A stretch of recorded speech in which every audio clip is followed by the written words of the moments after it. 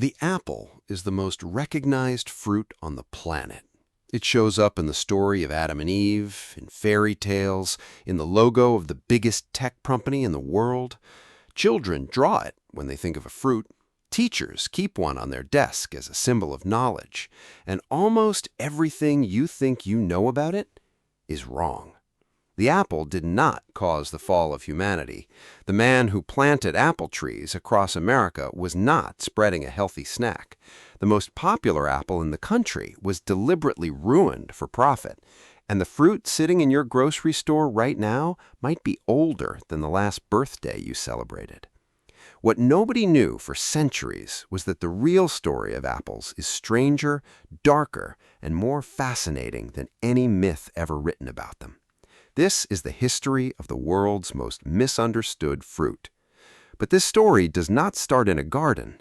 It starts in a mountain range. Most people have never heard of the Tian Shan Mountains, sit along the border between China and Central Asia, running through modern-day Kazakhstan. And in the foothills of those mountains, something grows that you will not find anywhere else on the planet: wild apple forests. Not orchards planted by people. Forests, miles and miles of apple trees growing wild, tangled together, producing fruit in every size, shape, and color you can imagine. Some of these trees have been growing there for millions of years, and nearly every apple you have ever eaten traces its ancestry back to this exact spot. The wild ancestor is called Malus sieversii, and it is, for all practical purposes, the mother of every domesticated apple on Earth. The city closest to these forests is Almaty, the former capital of Kazakhstan.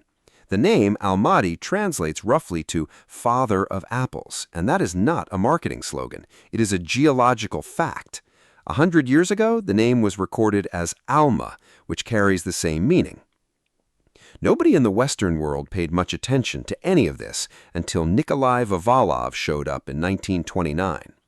Vavilov was one of the greatest plant explorers who ever lived, having collected over 250,000 seed samples across 5 continents. He had traveled to South America, Africa, the Middle East, and across Asia, cataloging the origins of the world's most important crops. When he arrived in the foothills near Almaty and saw what was growing there, he was stunned. He found apple trees growing wild in dense, tangled groves, their branches heavy with fruit in every shade from green to yellow to deep red. Some of these trees looked almost identical to the golden delicious he would find in a grocery store, except nobody had planted them. They had been growing there on their own for thousands of years, producing fruit that no human hand had ever selected or bred. Nowhere else on Earth do apples grow as a forest, and Vavilov knew exactly what that meant. He declared that Kazakhstan was the birthplace of the apple. He was right. Modern genome sequencing, conducted decades after his death, has confirmed it beyond any doubt. So how did a fruit from the mountains of Central Asia end up in every country on Earth? The answer involves bears, birds, and one of the most important trade routes in human history. Long before any person thought to cultivate an apple, animals were doing the work. Bears ate wild apples in the Tian Shan forests and carried the seeds in their stomachs, depositing them miles away.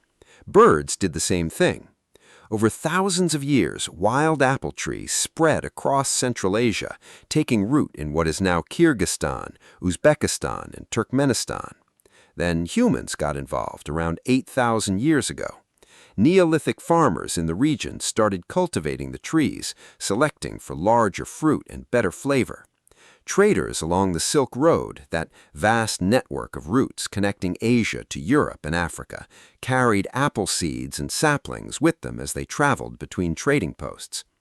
Horses and donkeys, hauling silk, spices, and precious metals, fed on wild crab apples growing along the roadsides, dropped seeds in their manure, and new trees sprouted where they fell. The apple essentially hitchhiked its way across continents, riding in the guts of pack animals and the saddlebags of merchants who probably never gave it a second thought. By 1300 BC, Egyptians were planting formal apple orchards along the Nile Delta. The Greeks cultivated them and wove them into their mythology, the golden apples of the Hesperides, the apple of discord that Paris awarded to Aphrodite and that triggered the Trojan War. These stories were not about the fruit itself, but about the desire and chaos that beautiful things provoke.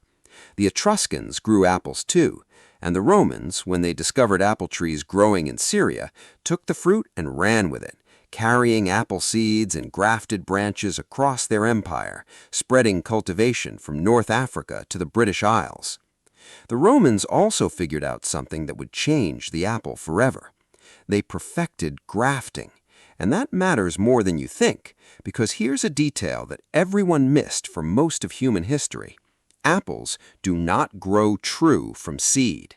If you eat a Granny Smith apple, save the seeds, plant them in your backyard, and wait for a tree to grow, the apples that tree produces will almost certainly not be Granny Smith apples. They'll be something completely different, probably small, bitter, and not particularly pleasant to eat. This is because apple genetics are wildly unpredictable. Every seed is essentially a roll of the dice, a new genetic combination from two parent trees. The only way to guarantee that a tree will produce the exact same apple as its parent is grafting. You take a branch from a tree you like, cut a notch into the rootstock of another tree, and bind them together until the tissues fuse and grow as one plant. The resulting tree produces fruit identical to the branch you grafted. This means every gala apple in every grocery store in the world is genetically identical to every other gala apple. They're clones. Every Fuji, every Honeycrisp, every Red Delicious, same story. Entire orchards stretching across Washington state, where the hills of New Zealand are armies of clones, each one a genetic copy of a single tree that might have sprouted decades or even centuries ago. Think about what that means. Somewhere in the world there was one original Granny Smith tree. One. Every Granny Smith apple you have ever eaten descends from that single tree through an unbroken chain of grafts. Marie Ann Smith found it growing as a seedling in a compost heap in Australia in the 1860s. That one accident in a backyard near Sydney produced every Granny Smith on the planet. The Romans figured out grafting 2,000 years ago, but there was a long stretch of history where people forgot, or at least stopped caring, and just planted seeds instead. Which brings us to the most misunderstood man in American fruit history. His name was John Chapman. You know him as Johnny Appleseed, and nearly everything you learned about him in school was either sanitized or flat out wrong. Chapman was born on September 26, 1774, in Leominster, Massachusetts.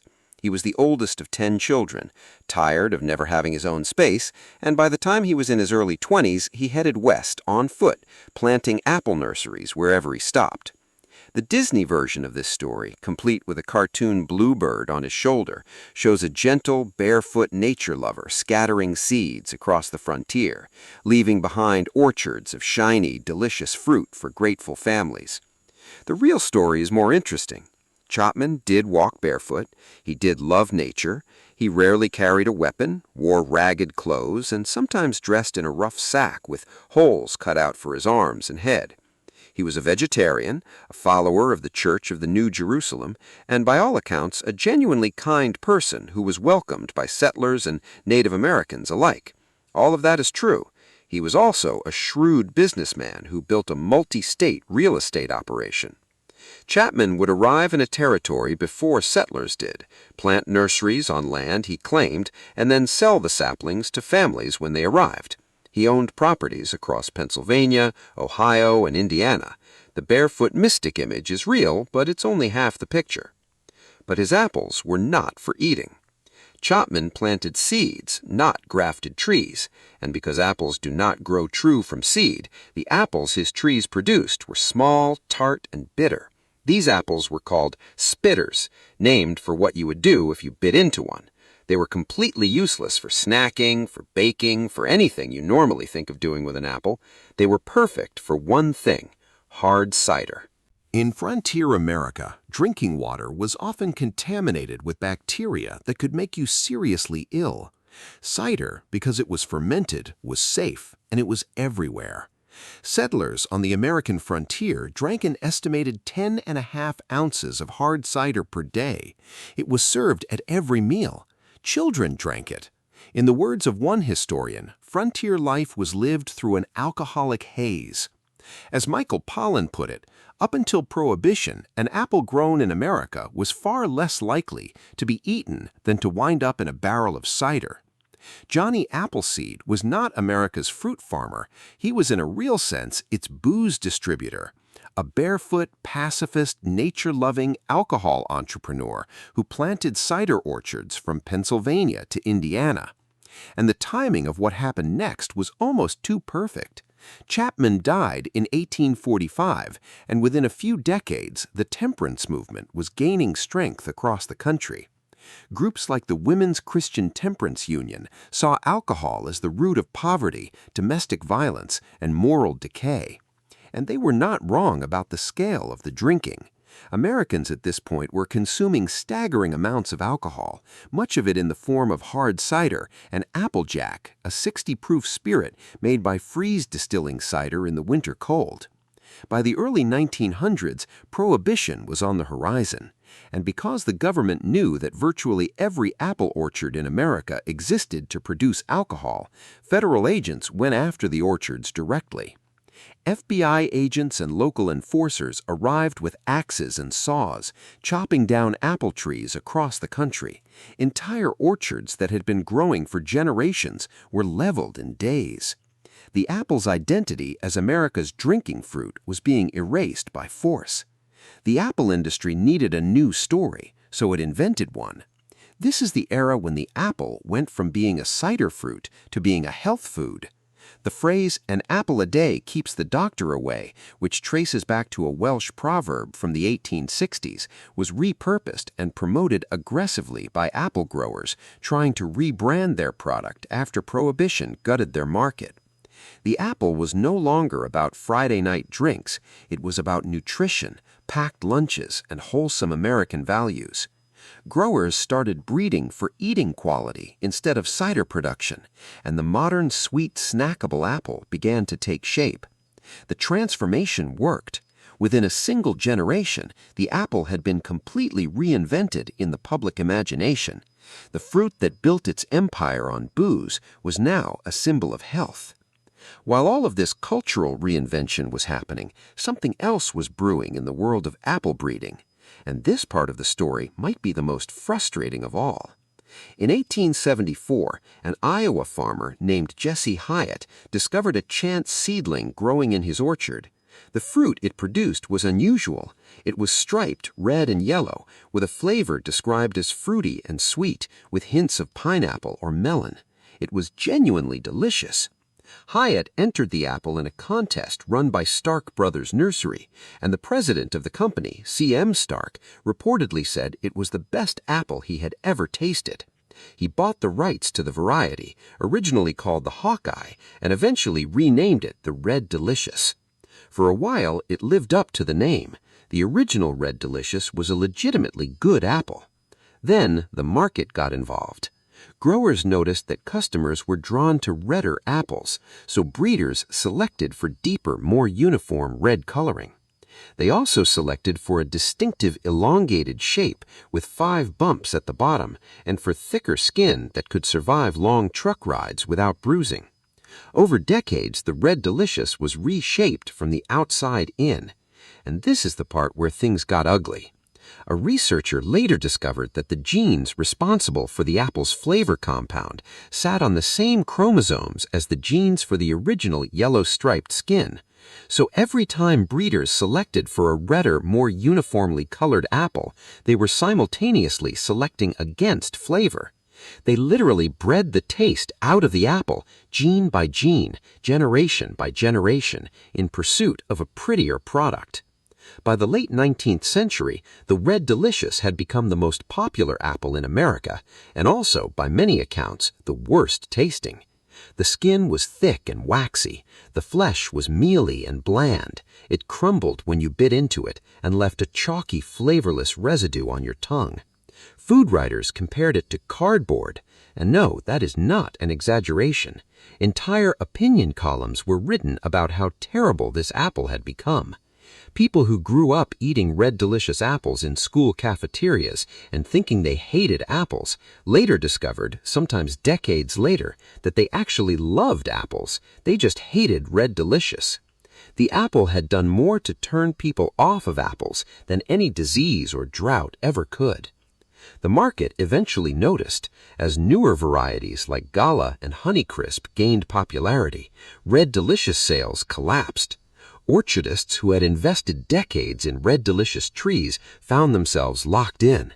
Switching to a new variety can cost up to $50,000 per acre, and mature apple trees keep producing for years, whether you want them to or not. In the year 2000, the federal government approved the largest bailout in apple industry history, spending $138 million to prop up struggling apple growers. Most of them were Red Delicious farmers. The same decision that built the Red Delicious empire, chasing appearance over substance, was the exact thing that destroyed it. The apple industry needed a hit, and it got one from the most unlikely place. In 1962, a researcher at the University of Minnesota planted a seedling as part of a breeding program designed to create cold-hardy apple varieties. The tree was given the designation MN1711. It sat in an orchard for years, unremarkable. By 1982, the program was ready to discard it. A horticulturist named David Bedford decided to give the tree one more season. He thought it had been planted in poor conditions and deserved another chance.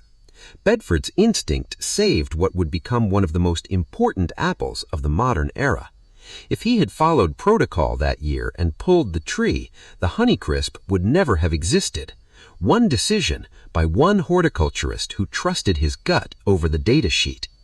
The tree finally produced fruit worth noticing, and it had an extraordinary texture, an almost explosive crispness that no other variety could match.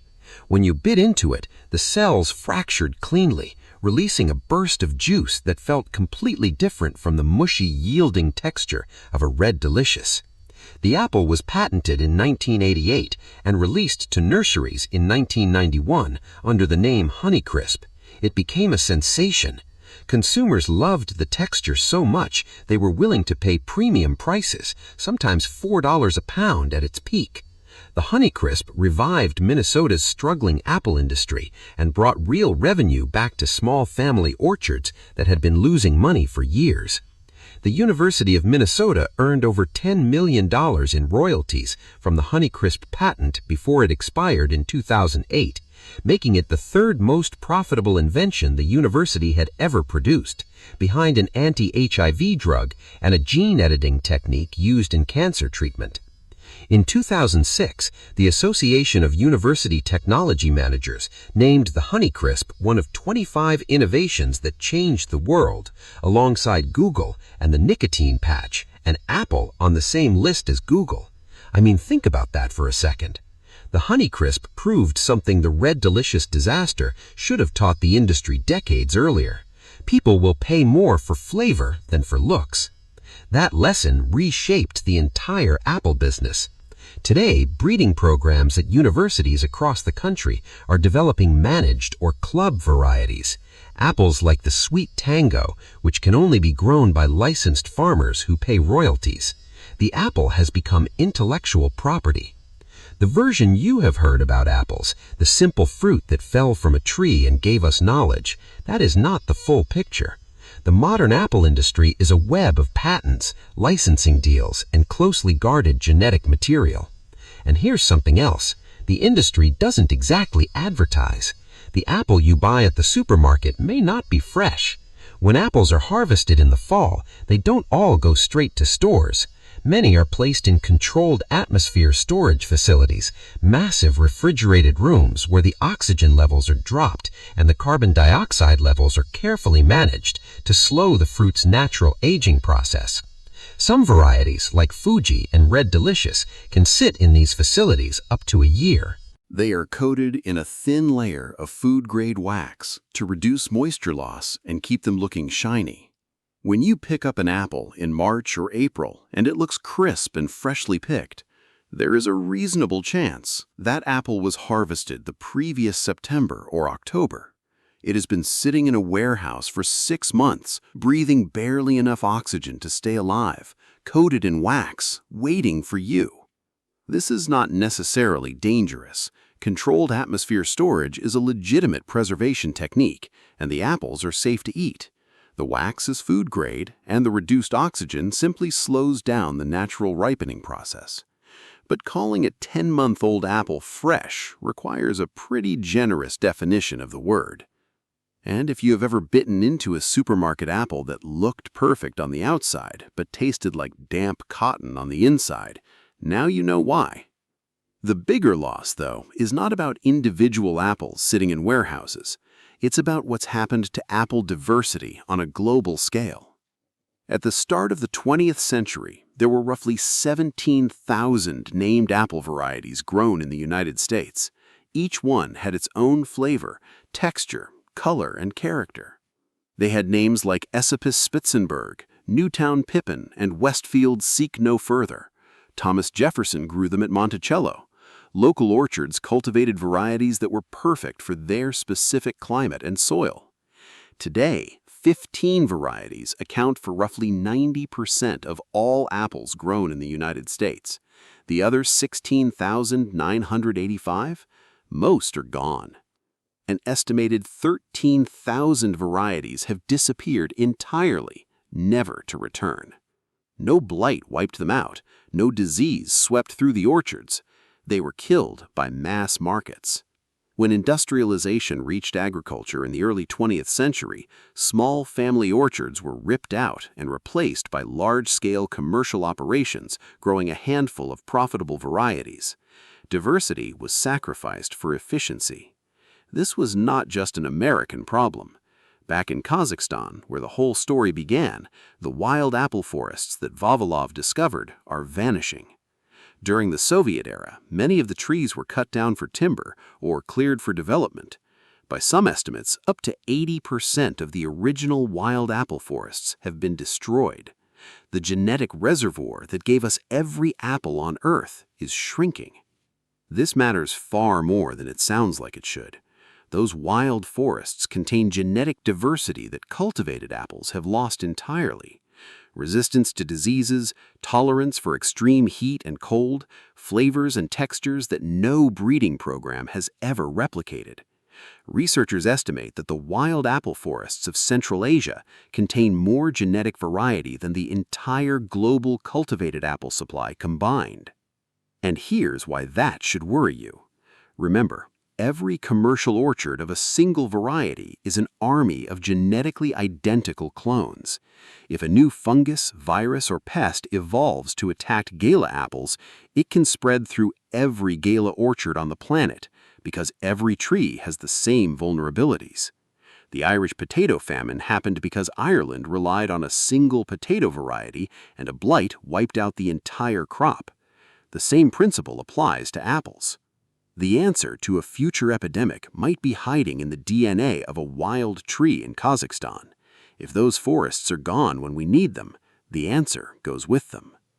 Today, apples are produced commercially in over 90 countries worldwide, with a combined global production of around 89 million metric tons. China alone produces nearly 50 million metric tons, accounting for more than half of the world's supply. The global apple industry is worth tens of billions of dollars annually. It's one of the most important fruit crops on the planet. And yet, we're still getting the basic story wrong. The apple was not the forbidden fruit. The Hebrew word in Genesis is peri, which just means fruit. No species is named. The reason we picture an apple is because of a Latin pun. When a scholar named Jerome translated the Hebrew Bible into Latin in the 4th century, he used the word malum, which means both evil and apple. Renaissance painters ran with the association, and over the centuries, the apple became permanently fused with the story of temptation and sin. The fruit was convicted on a mistranslation, and the sentence has never been overturned. That's the story of the apple in miniature. a fruit that has been misrepresented, misunderstood, and remade in whatever image served the people telling its story at the time. It was a wild mountain fruit that became a symbol of sin because a translator made a pun, a cider ingredient that became a health food because the government destroyed the orchards, a genuinely delicious variety that was stripped of its flavor because shoppers liked the color red, an entire galaxy of genetic diversity that was abandoned because it was cheaper to grow 15 varieties than 17,000. The apple you hold in your hand today has been on a journey stretching back millions of years, from the Tian Shan mountains of Kazakhstan, down the Silk Road on the backs of horses and in the stomachs of bears, through the orchards of Rome and the cider presses of colonial America, past the axe-wielding agents of Prohibition, through decades of industrial breeding, and into a controlled atmosphere warehouse where it sat for months before finally reaching you. And we call it common. Remember that Latin pun, the one that turned a generic fruit into the symbol of humanity's greatest mistake? The word malum doesn't just mean evil and apple. In the original garden story, it was never about the fruit at all. It was about the choice. The apple just got caught in the crossfire of a dead language and a painter's imagination. Centuries later, it still hasn't shaken the accusation. If you found this story interesting, subscribe to the channel and hit the like button so more people can see it. Drop a comment and tell us which apple fact surprised you.